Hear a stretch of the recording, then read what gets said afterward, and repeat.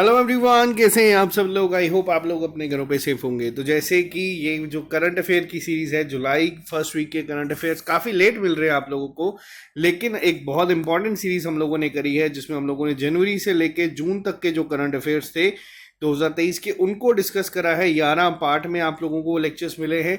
Exam point of view से काफ़ी important होगा, तो उसको आप लोग एक बार ज़रूर देख लीजिएगा। साथ ही साथ अगर मैं बात करूँ यहाँ पे आज के लेक्चर के लिए, तो ये कॉन्टिन्यूटी में अब आपको लेक्चर मिलेंगे। आज हम अभी फर्स्ट वीक करेंगे, शाम तक आपको सेकंड वीक का भी लेक्चर मैं प्रोवाइड करने की कोशिश करूंगा। तो अगस्त से हम इसको अपनी रूटीन में फॉलो करेंगे जैसे हम करते आ रहे हैं।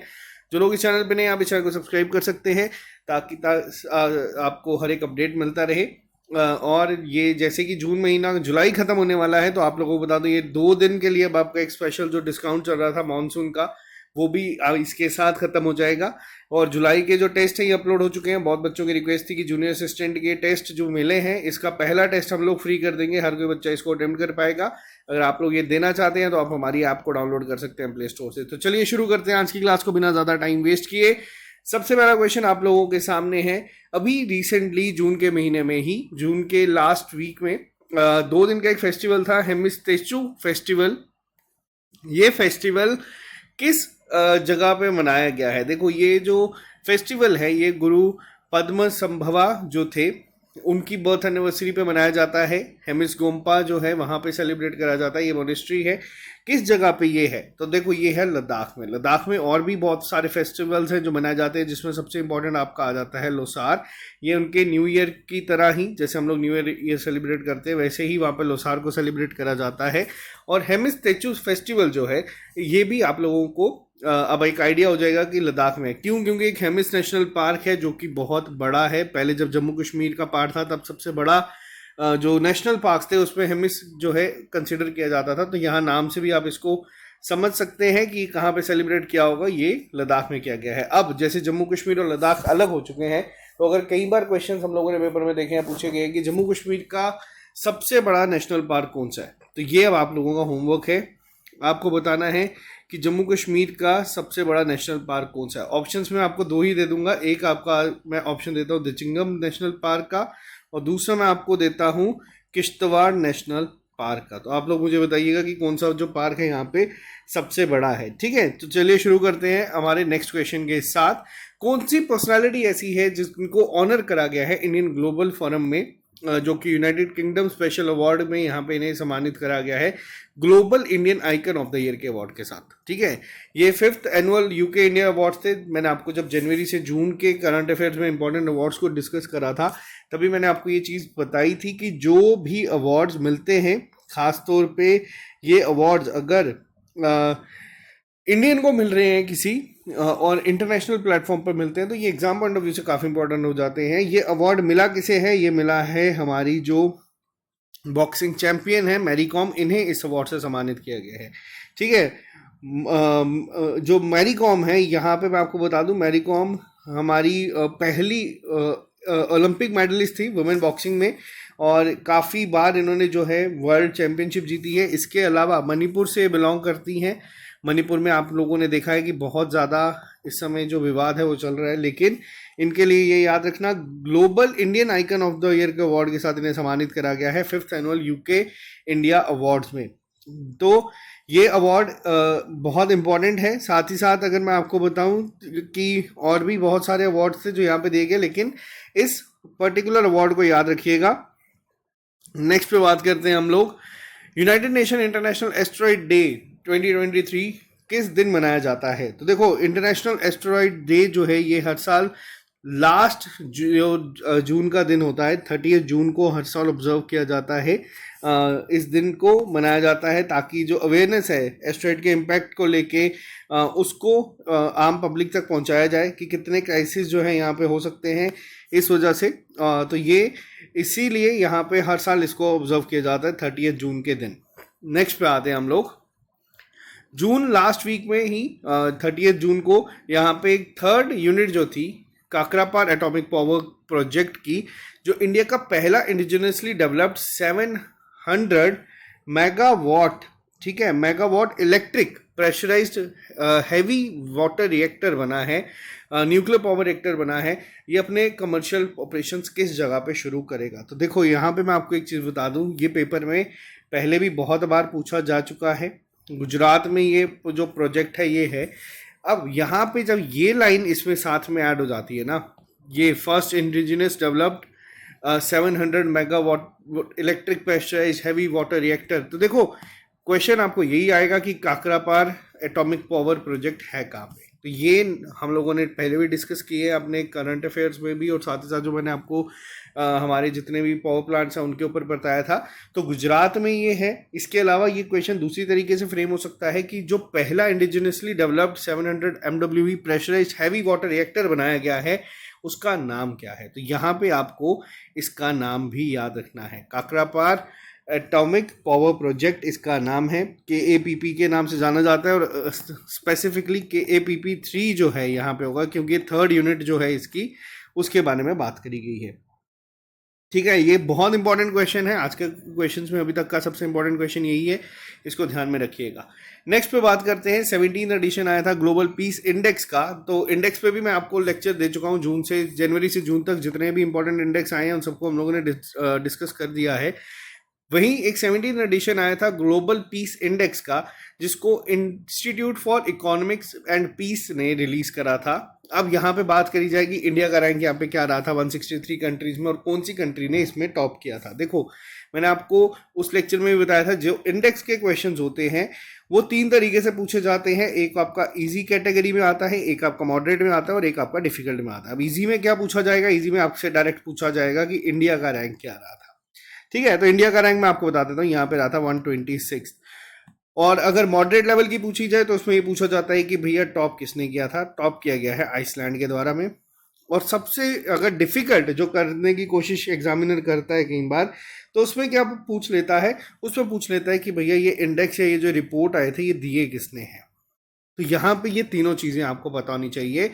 अब जो 17th एडिशन हुआ था ग्लोबल पीस इंडेक्स का, मैंने आपको बता दें इंडिया का रैंक रहा है यहाँ पे 126, लेकिन आपको साथ ही साथ में ये भी याद रखना है कि ये जो रैंकिंग आई है ये दी किसके द्वारा गई है? ये दी गई है Institute for Economics and Peace के द्वारा। तो ये चीज़ें आपको पता होना चाहिए। अब मैं 2022 की अभी आपको साथ में बता दूंगा, क्योंकि आप लोगों ने देखा कि कई बार पेपर में पुराने करंट अफेयर्स पूछे जाते हैं। तो 2022 में इंडिया की क्या रैंकिंग रही थी ग्लोबल पीस इंडेक्स में? तो पिछले साल हम लोगों की रैंकिंग जो यहाँ पे रही थी वो थी 135। तो उसके कंपैरिजन में हम लोगों ने यहाँ पे इम्प्रूव करा है। ठीक है, तो ये आप लोगों को पता होना चाहिए। नेक्स्ट पे बात करते हैं हम लोग। नेक्स्ट क्वेश्चन की अगर मैं बात करूं, कौन सी कंट्री ऐसी है जिसने रिसेंटली ज्वाइन करा है as a member of the United Nation Educational Scientific Cultural Organisation, जिसको हम यूनेस्को कहते हैं, 5 साल के बाद। तो यहाँ पे अब ये जो क्वेश्चन है ये बहुत इंपॉर्टेंट होगा, किसने यहाँ पे इसको रीज्वाइन करा। देखो ये क्वेश्चन ना कई बार पेपर में पूछे जाते हैं, टोटल कितने मेंबर्स हैं यहाँ पे, तो ये भी आपको याद रखने हैं। टोटल 193 मेंबर्स हैं। तो यहाँ पे रिसेंटली जिसने ज्वाइन करा है, रीज्वाइन करा है, वो है यूनाइटेड स्टेट्स ऑफ अमेरिका। बहुत सारे बच्चे जो हैं यहाँ पे कंफ्यूज हो सकते हैं कि यहाँ पे आंसर जो है वो, एक सेकेंड रखिएगा, यहाँ पे आंसर जो है कई लोग सोचेंगे कि हो सकता है इसमें रशिया मेंबर नहीं हो, या हो सकता है इसमें चाइना हटा दी हो, या ऑप्शंस में वेरी कर सकता है, या फिर यहाँ पे हो सकता है आपको किसी और कंट्री का नाम दे दिया जाए, जैसे कि मान लीजिए सीरिया दे दिया जाए या कोई भी दे दिया जाए। तो एक बार इंसान सोचता है कि हाँ यार ये तो, और ये आता है कि यूनाइटेड स्टेट्स ऑफ अमेरिका तो होगा ही होगा मेंबर। बट आपको बता दूं यहाँ पे रीज्वाइन करा गया है। पहले ये क्यों गए थे? क्योंकि चाइना का जो इन्फ्लुएंस है वो बहुत ज़्यादा इस समय जो है देखने को मिल रहा है, और ये बहुत एक कंसर्न है यूएसए के लिए। और जो स्टैंडर्ड्स यहाँ पे सेट किए जा रहे हैं एआई टेक्नोलॉजी में खासतौर पे, उन सबको चीज़ों को ध्यान में रखते हुए यूएसए ने ये डिसाइड करा है कि ये रिज्वाइन करेंगे। अब यहाँ पे बात करते हैं कि विड्रॉ कब किया था इन्होंने। तो यहाँ से इन्होंने 2017 में एग्जिट ले लिया था यूनेस्को से। ठीक है, तब प्रेसिडेंट कौन थे? तब प्रेसिडेंट थे डोनाल्ड ट्रंप। इन्होंने, आप लोगों ने भी सुना होगा, बहुत सारी चीज़ों से एग्जिट कर दिया था वहाँ पे तो यहाँ पे इन्होंने क्या कहा था, इन्होंने ये कहा था कि हम लोग ही इनको फंडिंग देते हैं, हमारे ही एंड से ही चीज़ें चलती है और यहाँ पे हमें ही साइडलाइन करने की कोशिश की जाती है। तो इस वजह से इन्होंने एग्जिट कर दिया था बहुत सारी चीज़ों को। आप लोगों ने देखा होगा कोविड के दौरान WHO में भी यूएसए ने एग्जिट करने की बात करी थी। तो ये सब चीज़ें जो है ये हुई थी। लेकिन अब अगर बात की जाए, जो बाइडन यहाँ पे जो है वो प्रेसिडेंट है।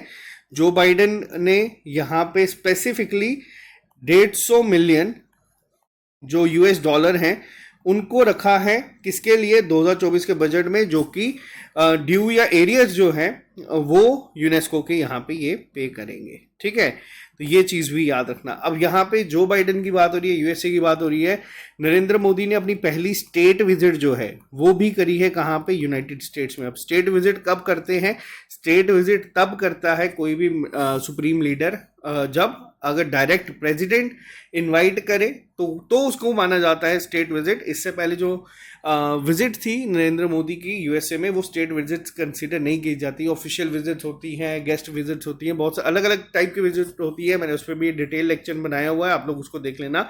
अब यहाँ पे स्टेट विजिट की अगर बात हो रही है तो देखो, स्टेट विजिट में बहुत सारे गिफ्ट जो है वो मिलते हैं। वो जो गिफ्ट्स हैं वो किसके होते हैं, वो एक कंट्री के होते हैं। जैसे कि मान लीजिए नरेंद्र मोदी को वहां पे कोई गिफ्ट मिला, वो इंडिया का होगा। जैसे नरेंद्र मोदी ने, आप लोगों ने एक फोटोज भी देखी होंगी, एक डायमंड की रिंग जो है जो बाइडन की वाइफ को दी है, वो जो गिफ्ट है वो यूएसए का है। ठीक है, अब यहाँ पे क्या हुआ था, ये जो गिफ्ट मिले थे पाकिस्तान के इमरान खान को, उन्होंने उन पे ये इल्ज़ाम लगाए गए थे कि उन्होंने वो गिफ्ट्स को जो है वो बेच दिया है, जिसपे इन पे केस चला था और इनको जेल में भी बंद किया गया। और पाकिस्तान में जो उसके बाद चीज़ें हुई वो आप लोगों ने देखी। तो ये सब चीज़ें आप लोगों को पता होनी चाहिए कि केस क्यों हुआ था, किस वजह से हुआ था, कैसे मिलते हैं चीज़ें। तो चलिए नेक्स्ट पे बात करते हैं। अब आई होप आपको एक क्वेश्चन भूलेगा नहीं कभी। कौन सी ऑर्गेनाइजेशन है जिन्होंने एक ग्रांट जो है 1.5 बिलियन US डॉलर की दी है इंडिया को, ताकि वो अपने जो डेवलपमेंट है लो कार्बन एनर्जी सोर्सेज की, उस पर काम कर सके। तो यहाँ पे जो ये सपोर्ट है या फिर यहाँ पे जो ये ग्रांट दी गई है इंडिया को, ये किसके द्वारा दी गई है, ये वर्ल्ड बैंक के द्वारा दी गई है। आपको दोनों चीज़ें याद रखनी है, ग्रांट दी किसने है, प्लस आपको ये याद रखना है कि ग्रांट कितने अमाउंट की यहाँ पे दी गई है। 1 बिलियन US डॉलर की जो ये ग्रांट है ये दी गई है, और किस पर्पस के लिए ये जो ग्रांट है ये इसको दिया गया है, लो कार्बन एनर्जी सोर्सेज को जो है डेवलपमेंट को उसको बड़ा तेज़ी से काम करने के लिए। और जो इंडिया का अब यहाँ पे बात करते हैं, देखो जब भी ये क्वेश्चन न्यूज़ में आएगा, जब कभी भी बात लो कार्बन एनर्जी सोर्स की जाएगी, तब यहाँ पे आपको ये टारगेट याद रखना है। इंडिया का टारगेट है कि वो 500 गीगावाट जो है रिन्यूएबल एनर्जी बनाएगा। कब तक बनाने की बात करी गई है, डेडलाइन याद रखिएगा, ये है 2030। ये डेडलाइन आपको याद रखनी है। इस डेडलाइन पे भी देख लेना, काफ़ी सारे क्वेश्चन जो है वो बनते हैं। वर्ल्ड बैंक की अगर बात करूँ, हेडक्वार्टर्स कहाँ पे है, ये है वॉशिंगटन में, वॉशिंगटन DC में आपको ये इनका हेडक्वार्टर देखने को मिलेगा। ये इस्टेब्लिश कब किया गया था, तो देखो ये इस्टेब्लिश करा गया था जुलाई महीने में ही 1944 में, जब आपकी वर्ल्ड वॉर सेकेंड जो है वो ख़त्म होने की कगार पे थी। उसके अलावा इस समय वर्ल्ड बैंक से सबसे इंपॉर्टेंट क्वेश्चन जो पेपर में बनेगा वो ये है कि इसके प्रेसिडेंट कौन है। इसके प्रेसिडेंट हैं अजय बांगा जी। अजय बांगा को ही रिसेंटली सम्मानित किया गया है वहाँ पे हाईएस्ट माइग्रेंट अवार्ड के साथ यूएसए का। तो ये भी पॉइंट आपको याद रखने हैं। नेक्स्ट पे आते हैं हम लोग। एलन एर्किन जो ऑस्कर विनिंग एक्टर थे, इनका निधन हो गया है। अब पहला पॉइंट आपको याद रखना है, ऑब्ituaries में पूछा जाता है कि ये किस फील्ड से रिलेटेड थे। तो ये जो थे ये एक्टर थे, इनका निधन हो गया है। अब क्वेश्चन यहाँ पे आपको ज़्यादा नॉलेज थोड़ी पता होनी चाहिए कि कौन सी मूवी के लिए उन्हें ऑस्कर अवार्ड से सम्मानित किया गया था।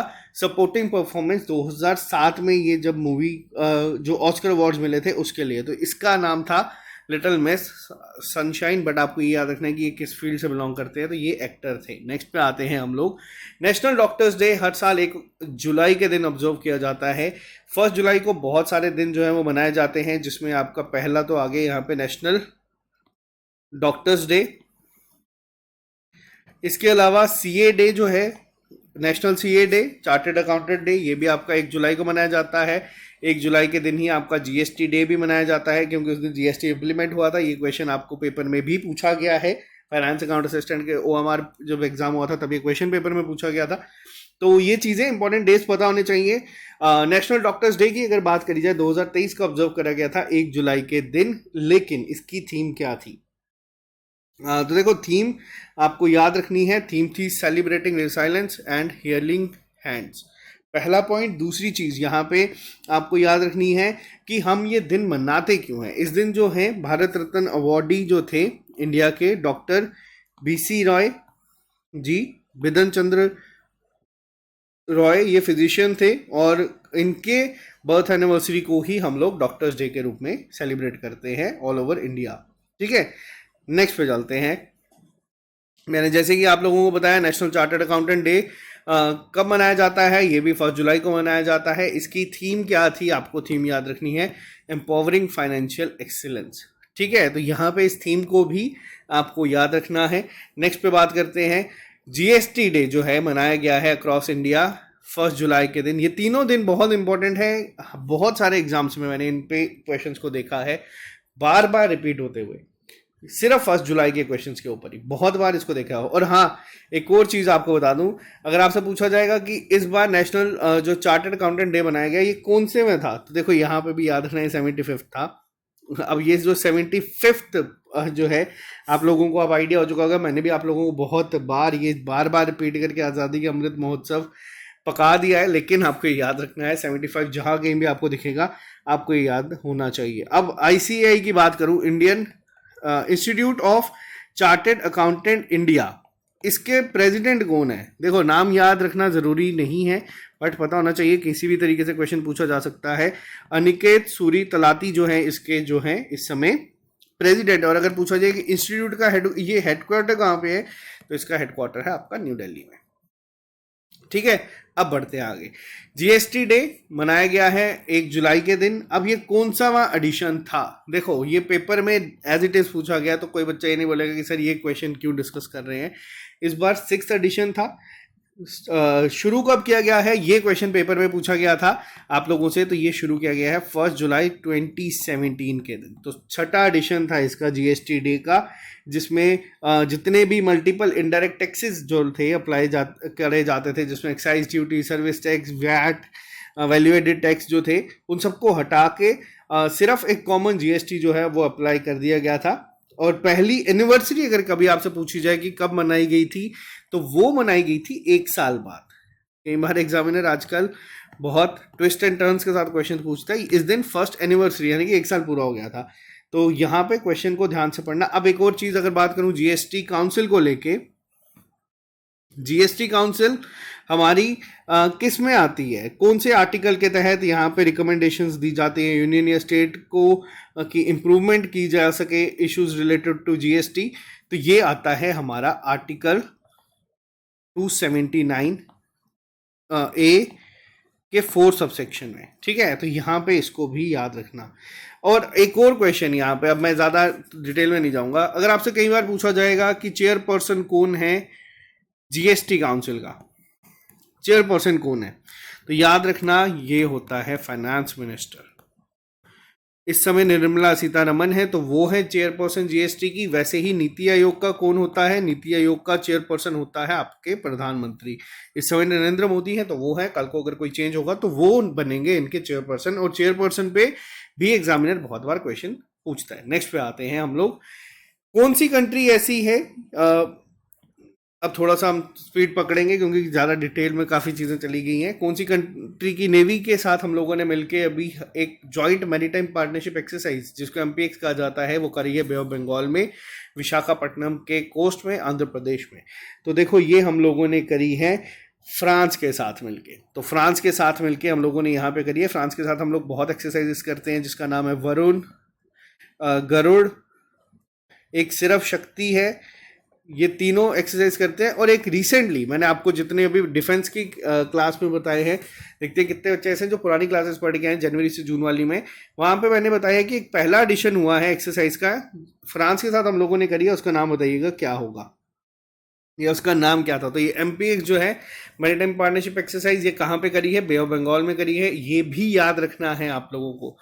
ठीक है, नेक्स्ट पे आते हैं हम लोग, कौन सा बैंक ऐसा है जिसने रिसेंटली पार्टनर करा है national e governance services limited के साथ, यानी कि एनईएसएल के साथ, जिसके तहत ये इंट्रोड्यूस करेंगे डिजिटल सर्विसेज प्रोजेक्ट वेव। अब ये वेव की फुल फॉर्म भी याद रखनी है, जो आरआरबी या बाकी एग्जाम देंगे बच्चे वहां पे डायरेक्ट क्वेश्चंस बनते हैं बहुत बार।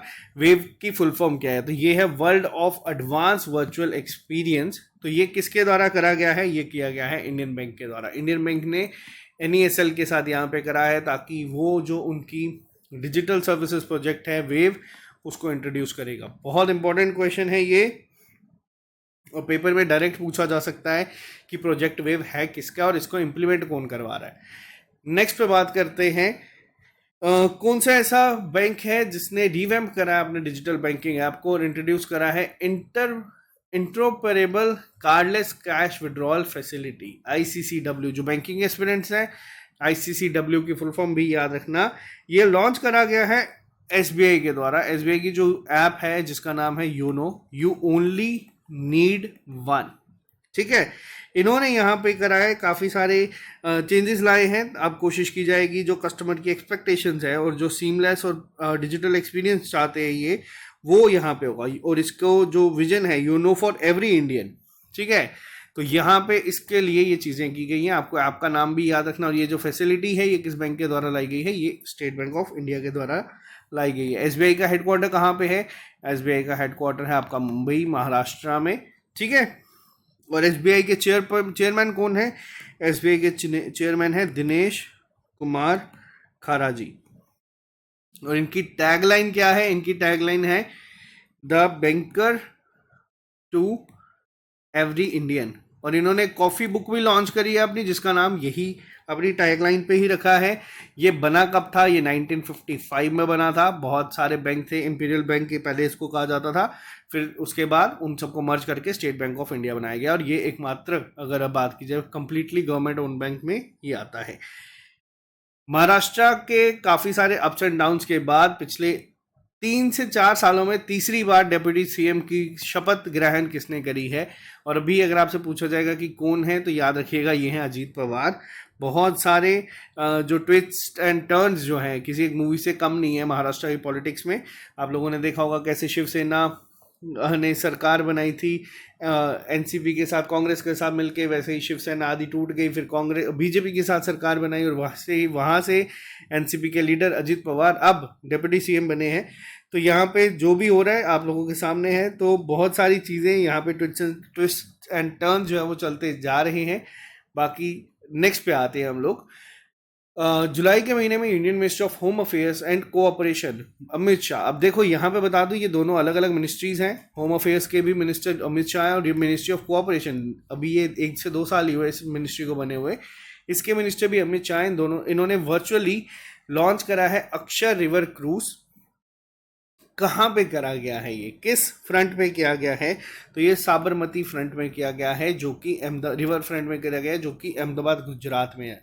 तो यहाँ पे डायरेक्ट क्वेश्चन बन सकता है कि अक्षर रिवर क्रूज कहाँ पे लॉन्च करा गया था, किस स्टेट में किया गया है? तो वो याद रखना गुजरात में है। किस रिवर फ्रंट पे किया गया है? तो अहमदाबाद में किया गया है, साबरमती रिवर फ्रंट के ऊपर, ठीक है। वर्चुअली इसको किया गया था। अब ये जो चीज़ें हैं ये क्यों इंपॉर्टेंट है? क्योंकि ये सब हो रहा है मेक इन इंडिया के कंसेप्ट पे। अब मेक इन इंडिया की बात करूं तो जो डिफेंस पे हम लोगों ने काम करा है ये तो चलो अलग आ गया। डिफेंस में हम लोग अब कोशिश कर रहे हैं कि हम लोग चीज़ों को इंपोर्ट नहीं करेंगे, अब हम लोग चीज़ों को एक्सपोर्ट करेंगे। जिसमें अगर देखा जाए 2014 के से लेके अगर अभी की बात करी जाए 9 सालों में हम लोगों ने अपना डिफेंस की जो मैन्युफैक्चरिंग है उसको 23 गुना बढ़ा दिया है। तो ये बहुत एक बड़ी चीज़ है और अच्छी चीज़ है जो हो रही है। नेक्स्ट पे आते हैं हम लोग। जुलाई के महीने में ही, अभी जून लास्ट वीक में एंडिंग में, कौन सा ऐसा स्पेस टेलीस्कोप है जिसने रिसर्चर्स को हेल्प करी है 6 नए मॉन्स्टर गैलेक्सीज को फाइंड करने में, आइडेंटिफाई करने में। और ये कहा गया है कि ये 500 से 700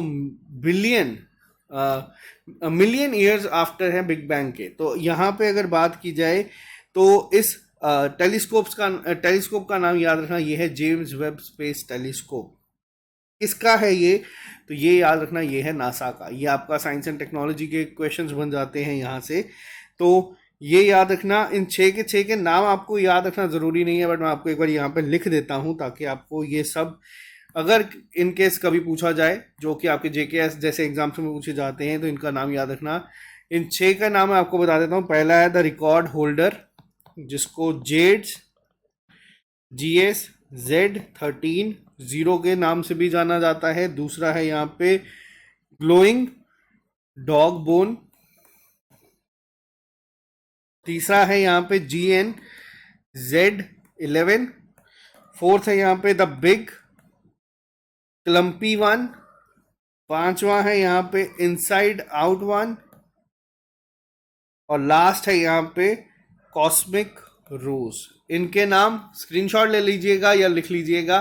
पूछे जाने के चांसेस कम है, लेकिन मुझे ऐसा लगता है कि कोई ना कोई एक एग्जाम इसको जरूर यहाँ पे पूछेगा। नेक्स्ट पे आते हैं। अभी रिसेंटली ऑस्ट्रियन ग्रांड प्री हुआ है, ये किसके द्वारा जीता गया है? देखो इस साल सॉरी, मैक्सिमम जो ग्रांड प्री जीते गए हैं वो मैक्स वेस्टरपन के द्वारा जीते गए हैं, तो याद करने में आपको थोड़ी सी आसानी हो जाएगी। मैक्स वेस्टरपन की अगर मैं बात करूं, ये किससे के लिए खेलते हैं? तो ये खेलते हैं रेडबुल की तरफ से। ठीक है, ये अगर F1 रेसिंग की बात करें तो उसमें ये इनको आपको ये भी याद रखना है कि किससे खेलते हैं। और अगर आपसे पूछा जाए कि दुनिया के सर्वश्रेष्ठ F1 रेसर कौन है, तो वो है लुइस हैमिल्टन। ये मर्सिडीज से खेलते थे। ठीक है, लुइस हैमिल्टन, इन्होंने मार्कस शुमाकर का भी रिकॉर्ड जो है तोड़ा है, जो अब नहीं खेलते बट पहले जो थे काफ़ी फेमस थे, उनका रिकॉर्ड तोड़ा है। नेक्स्ट पे आते हैं हम लोग। International plastic bag free day मनाया जाता है हर साल किस डेट को? देखो 3 जुलाई को हर साल मनाया जाता है इंटरनेशनल प्लास्टिक फ्री डे। कोशिश की जाती है, ये शुरू किया गया था यूरोप के में ही, रेजेरो के द्वारा ये किया गया था ताकि जीरो वेस्ट यूरोप जो है वो बनाया जाए। उसके बाद आहिस्ता आहिस्ता आहिस्ता करके ये सारा जो है पूरी दुनिया में इसको ऑब्जर्व करना शुरू हो गए थे। नेक्स्ट क्वेश्चन पे आते हैं। Union minister for women and child development Smriti Irani जो है, इन्होंने एक स्पेशल स्कीम लॉन्च करी है। इससे होगा क्या, इंफ्रास्ट्रक्चरल और फाइनेंशियल सपोर्ट जो है वो दी जाएगी प्रेग्नेंट माइनर विक्टिम्स को। तो देखो यहाँ पे जो ये स्कीम करी गई है लॉन्च, इसका नाम क्या है? आपको पहले तो ये याद रखना है। ठीक है, जो किसी भी अगर विक्टिम से कोई अगर सेक्सुअल असॉल्ट होता है और किसी को फैमिली की सपोर्ट अगर कम मिलती है, और ये क्रिटिकल केयर जो है और सपोर्ट जो है वो प्रोवाइड करेगा, जस्टिस से लेके पूरा जो भी माइनर गर्ल अगर कल को कभी कोई प्रेग्नेंट हो जाती है, तो इसको जो फंड का नाम रखा गया है, इसका नाम रखा गया है निर्भया फंड। तो यहाँ पे इसको भी याद रखना। और एक जो बजट में प्रपोजल किया गया था वो ये था कि 74.10 करोड़ जो है जो फंड जो है ये एलोकेट होना चाहिए और इसको यूज़ किया जाएगा ताकि इनको शेल्टर्स भी दिया जा सके। तो यहाँ पे अब यहाँ पे कई बार क्या होता है, कई बार जैसे ये फंड है ये किसी ना किसी स्कीम के अंडर आते हैं, तो आपको ये भी याद रखना है कि ये किसका पार्ट होगा। तो देखो ये जो है जो एक मिशन वात्सल्य जो लॉन्च किया गया था उसी का ही मान लीजिए उसके इंटीग्रेटेड पार्ट होगा। तो यहाँ पे इसको भी याद रखिएगा, कई बार डायरेक्ट क्वेश्चन यहाँ से फ्रेम हो जाते हैं। नेक्स्ट पे आते हैं हम लोग। कौन सी कंट्री का ऐसा पोर्ट डिपार्टमेंट है जिसने रिसेंटली साइन करा एक bilateral tracked packet agreement India post के साथ, ताकि वो इंट्रोड्यूस कर सके इंटरनेशनल ट्रैक्ड पैकेट सर्विसेज को। अब देखो ये जो लॉन्च किया गया है ये किया गया है हमने कनाडा के साथ। कनाडा का जो पोर्ट डिपार्टमेंट है उसने ये टाई अप करा है या बायलैटरल एक एग्रीमेंट करा है ताकि इंडियन पोस्ट के साथ, ताकि अब हम लोग अगर कोई हमारी शिपिंग बाहर से भी होती है तो उसको भी ट्रैक कर सकते हैं कि कहाँ से होगा। अब यहाँ पे अगर बात करी जाए, क्या ये पहला कंट्री है जिसके साथ इंडिया पोस्ट ने ये काम करा है? तो देखो ऐसा नहीं है, ये 39th कंट्री है। इनसे पहले हम लोग को 38 कंट्रीज के साथ ये ITPS international track packet service जो है वो प्रोवाइड कर रहे हैं इंडिया पोस्ट। तो यहाँ पे याद रखना। और कोशिश ये की जा रही है कि जून 2023 में ITPS जो सर्विस है, ताकि जो हमारे अगर किसी के कोई बाहर से कोई पैकेट आता है तो उसको ट्रैक करने का, तो अभी तक 16 कंट्री तक सीमित था, लेकिन अब इसको 38 कंट्रीज तक पहुंचाया जा रहा है, जिसमें 22 नए मेंबर्स को ऐड किया गया है। तो ये भी याद रखना, ये अभी रिसेंट ही हुआ है और जिसमें 39th जो है अभी कनाडा यहाँ पे ऐड हुआ है। नेक्स्ट पे आते हैं। यही क्वेश्चन मैंने आप लोगों को अभी थोड़ी देर पहले बताया था वर्ल्ड बैंक के बारे में, जब मैं बता रहा था। ग्रेट इमिग्रेंट्स की लिस्ट आई है USA की, जिसमें सब में किसका नाम रहा है? तो इसमें नाम रहा है अजय बांगा का। अजय बांगा अभी वर्ल्ड बैंक के प्रेसिडेंट बने हैं डेविड मेलपास के बाद। अब इनको ये मिला है उपलब्धि, तो ये बहुत एक बड़ी चीज़ है किसी भी इंडियन के लिए, अगर वो किसी इतने बड़े ऑर्गेनाइजेशन के हेड बनते हैं तो यहाँ पे इनका नाम याद रखना, और ये क्वेश्चन काफ़ी इंपॉर्टेंट होगा एग्जाम पॉइंट ऑफ व्यू से भी। नेक्स्ट पे आते हैं, कौन सी पर्सनैलिटी ऐसी है जिन्हें अवॉर्डेड करा गया है पेन प्रिंटर प्राइज के साथ। देखो जो ये अवार्ड्स हैं जनवरी से जून के मैंने आपको सारे पढ़ा दिए हैं, लेकिन जो जुलाई के महीने के हैं वो आपको पढ़ना पड़ेगा। कंपाइल्ड में मैं आपको जो है वो जनवरी या दिसंबर में दूंगा। तो किसे मिला है ये ब्रिटिश के एक बहुत फेमस चिल्ड्रंस के राइटर हैं, बच्चों के लिए लिखते हैं ये, इनका नाम है माइकल रॉसन। तो इन्हें इससे सम्मानित करा गया है। नेक्स्ट पे आते हैं, किन्हें अपॉइंट करा गया है national cyber security coordinator by the national cyber coordination centre. तो अभी रिसेंटली ये अपॉइंट किया गया है जो हमारे लेफ्टिनेंट जनरल हैं MU नायर जी, जनरल MU नायर जी, इन्हें यहाँ पे अपॉइंट करा गया है, इन्हें याद रखिएगा। नेक्स्ट पे आते हैं, who has been recently appointed as the additional secretary of the Department of Military Affairs in the Ministry of Defence. तो देखो एडिशनल सेक्रेटरी कैसे बनाया गया है, तो ये बनाया गया है जो हमारे वाइस एडमिरल हैं अतुल आनंद जी, इन्हें इस पोस्ट पे दिया गया है, इनको याद रखिएगा। इन्हें अभी रिसेंटली बनाया गया, इनसे पहले कौन थे, वो थे अनिल पुरी जी, उनकी जगह अब यहाँ पे ये आएंगे। अनिल पुरी जी फरवरी में रिटायर हो गए थे, तब से पोस्ट वेकेंट थी, तो यहाँ पे अब अतुल आनंद जी जो होंगे वो एडिशनल सेक्रेटरी बने हैं डिपार्टमेंट ऑफ मिलिट्री अफेयर्स में, जो कि मिनिस्ट्री ऑफ डिफेंस में है। नेक्स्ट पे आते हैं हम लोग, अभी एक ई-कॉमर्स मोबाइल ऐप लॉन्च करी गई थी दीनदयाल अंत्योदय योजना नेशनल रूरल लाइवलीहुड मिशन के लिए, जिसे DNRLM भी कहा जाता है, ताकि सपोर्ट किया जाए मार्केट प्रोडक्ट्स को जो कि वुमेन बनाएंगी सेल्फ हेल्प ग्रुप की। उसका नाम क्या था, देखो जो ऐप्स है वो काफ़ी इंपॉर्टेंट है। तो क्या नाम है इस ऐप का, इसका नाम है ई सरस इस ऐप का नाम था, और इस ऐप को लॉन्च करा गया है शैलेश कुमार सिंह के द्वारा, जो कि सेक्रेटरी हैं इस समय MORD के, नई दिल्ली में इसको लॉन्च किया गया था। ठीक है, रूरल डेवलपमेंट के इस समय है। नेक्स्ट पे आते हैं, अभी थोड़े टाइम पहले गवर्नमेंट ने एक स्कीम लॉन्च करी थी, ये गवर्नमेंट की स्कीम है, किसी बैंक की स्कीम नहीं है। महिला सम्मान सर्विस सेविंग सर्टिफिकेट जो है ये दिए जाएंगे। ये किस बैंक ने सबसे पहले करा है इसको ऑफिशियली रोल आउट, तो ये किया गया है बैंक ऑफ इंडिया के द्वारा। देखो बैंक ऑफ इंडिया ने रिसेंटली अभी यहाँ पे किया है, इस स्कीम के तहत 2 लाख रुपए तक जो है वुमेन कर सकते हैं, उन्हें इंटरेस्ट रेट जो है वो बाकियों से ज़्यादा मिलेगा, बट ये गवर्नमेंट की स्कीम है, इसको याद रखना। किस मिनिस्ट्री ने अनाउंस करी थी, ये करी गई थी फाइनेंस मिनिस्ट्री के द्वारा, निर्मला सीतारमण ने इसको अनाउंस किया था, बजट में इसको अनाउंस किया गया था। सबसे पहली चीज़ तो ये याद रखिएगा, आज़ादी के अमृत महोत्सव के लिए मेन कोशिश MSSC यानी कि महिला सम्मान सेविंग सर्टिफिकेट की ये है कि एम्पावर करा जाए गर्ल्स और वुमेन को थ्रू फाइनेंशियल सेविंग्स जो इनकी होगी, और ये स्मॉल सेविंग स्कीम है। इसमें ऐसा नहीं है कि PPF की तरह 15 साल के लिए पैसा रखना है, इसमें 2 साल के लिए आप लोगों को पैसा रखना है, और आप लोग मिनिमम इन्वेस्टमेंट से शुरू कर सकते हैं 1,000 रुपये की, ये चीज़ें आपको पता होनी चाहिए, और मैक्सिमम इसमें इन्वेस्टमेंट हो सकती है आपकी 2 लाख रुपये तक की, मिनिमम मैक्सिमम याद रखना। और इसमें जो है आप लोग जो है इन्वेस्टमेंट कर सकते हैं, तो ये ओवरऑल आपको पता होना चाहिए। नेक्स्ट पे आते हैं, यूनाइटेड नेशन का पहला ये इंटरनेशनल डे मनाया गया है वुमेन का डिप्लोमेसी में, IDWID। देखो फर्स्ट एडिशन है तो इम्पोर्टेंट तो है ही है। तो ये कब मनाया गया था, ये बनाया गया था 24 जून को, डिक्लेयर किया गया था। यहाँ पे पुराना करंट अफेयर है बट इसको याद रखना, ये स्किप हो गया था, लेकिन इसको पता होना चाहिए। इसकी थीम क्या थी, इसकी थीम थी breaking barriers shaping the future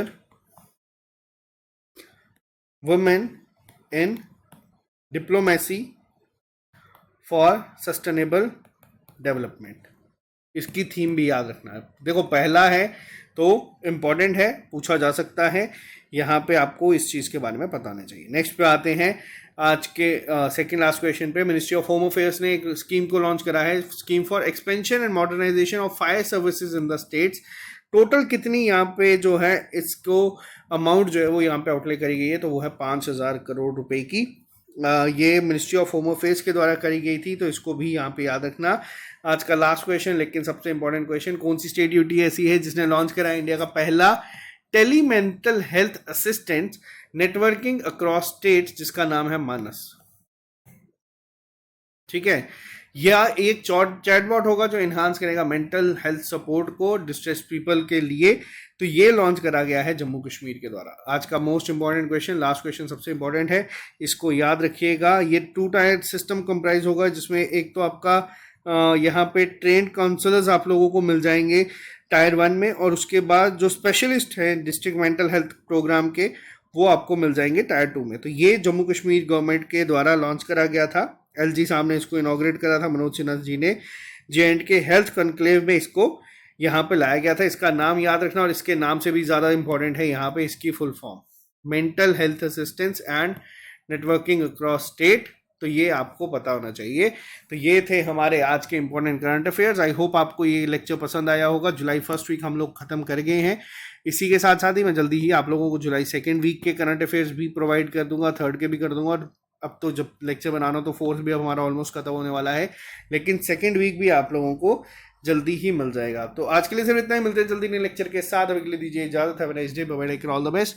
और अगर आप इस चैनल पे नए हैं, आप इस चैनल को सब्सक्राइब कर सकते हैं, अपने फ्रेंड्स के साथ शेयर कर सकते हैं, ताकि उन्हें भी ये कंटेंट जो है वो मिल सके। Okay guys, see you soon, bye bye, take care.